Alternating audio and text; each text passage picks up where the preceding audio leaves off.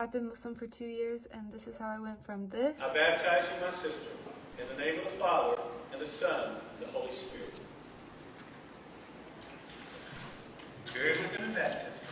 Raised to all. To this.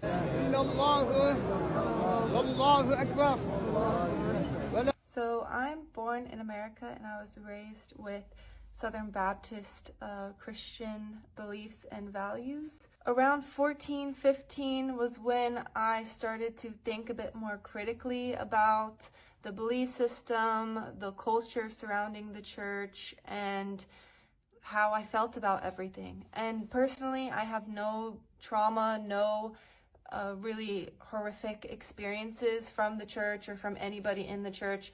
This was just purely me thinking about what made logically sense within the entire religion, the values, things like this.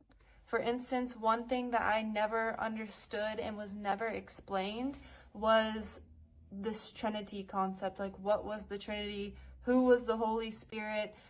How was Jesus the Son of God? I thought it meant sometimes they just referred to it as like, oh, we're all children of God and Jesus was just a son of God. But then I came to realize, like, no, they actually believe he was God's son.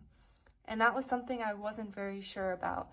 I believe that Jesus was a real person and he was an important person, but I never really quite understood how he could be God, but then a human at the same time, but then God's son at the same time. But then, like, these things didn't make sense to me.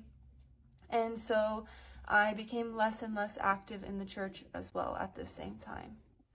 Another thing that I can remember from an early age was my baptism and how important that was for my family and how it was something that I really felt pressure to do, something that I needed to do. I remember this time when they're passing around cups of grape juice and crackers that I wasn't allowed to have one because I wasn't baptized. My brother had just gotten baptized, and so he was allowed to have the juice and the crackers, but I wasn't allowed to have it because I technically wasn't a Christian and I wasn't saved.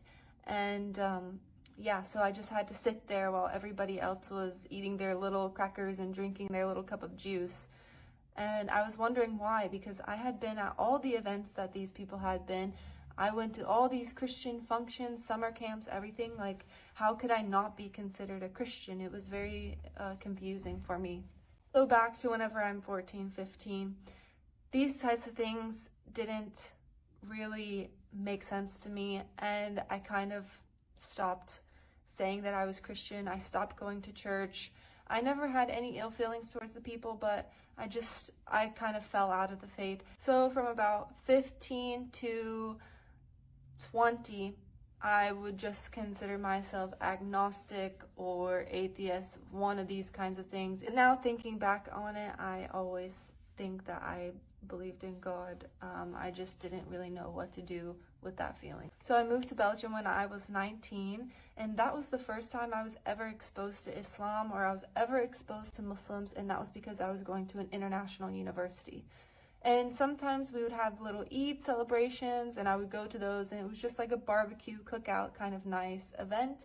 And I had seen my friends pray once or twice, but I didn't really ask any questions. I didn't really bother to think about it any much more than I had to, and that was kind of it. It wasn't until one Ramadan that my friends told me that they were going to be fasting and they were not going to eat during the day or drink during the day, and they were just letting me know. And I said, oh, that's really interesting. I never heard about Ramadan. I didn't know anything about it. I didn't even know what fasting really was. My friends explained it to me, and it sounded really interesting. I had never experienced or heard anything like that, so I asked if I could fast with them, and of course they were more than excited to let me fast with them. So during that month we were fasting, and my friends were praying and watching Islamic videos, and I just asked, like, oh, like, what are the typical things that you do outside of fasting during Ramadan? And they told me, okay, so it's a time of learning, we're supposed to read a lot of Quran, we're supposed to give charity, these types of things. And I said, oh, the Quran, like, I didn't know you guys, like, had a book like that. I've never read it. I'd be really interested to. And so they were excited to give me a copy, and I just started from the beginning. Honestly, that night I just intended to read maybe 1 or 2 pages just to like kind of try. But that night I sat through and I read all the way through Surah Baqarah, and I was kind of just feeling this feeling I never felt before. Like, I never felt that I was reading something and it felt like it was speaking directly to me. And I never got this feeling with the Bible. I always thought the Bible was something that was very wordy, very complex, and a lot of the like stories in the Bible I didn't really have a full grasp on at the time, or just maybe the way they were presented to me didn't make much sense. But reading the Quran, it was very clear. Everything was super clear. Of course, I was reading it in an English translation, but it felt like it was speaking directly to me, and it was just something that like I was having a hard time putting down that night. That Ramadan was really a spark for my entire journey, and throughout that next year, I just dedicated a lot of time to learning about Islam, watching a bunch of khutbahs and Islamic lectures, reading more and more Quran and other types of like learning materials. I wanted to learn how to pray, so I downloaded like these certain apps that can teach you how to pray. I didn't even know that the prayers were in Arabic. I literally thought the prayer was just like doing this movement, but then you're just saying like whatever you want to say in your head. Like, I didn't know there was like specific things you needed to say, and I didn't know it was all in Arabic.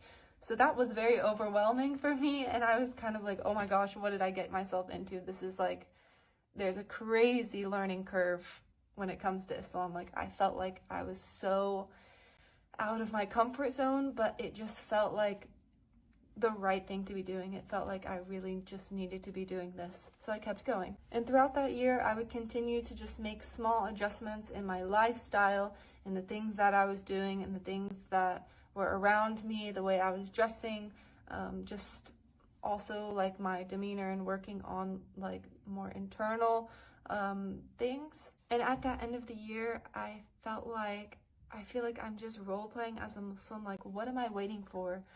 Like, I really did come to believe these things. I really did believe like the basic tenets of Islam. I thought the values were something that were intrinsically good and great for society, and especially like the way women were treated. And I just thought to myself, like, why am I delaying it anymore? Especially reading like the consequences of dying a disbeliever, I thought, what is the point? I'm so deep. I've already given up so much. Just do it. So I took my Shahada just with one of my friends in a room, and since then I'm just continually learning more and more and more, and that's my story.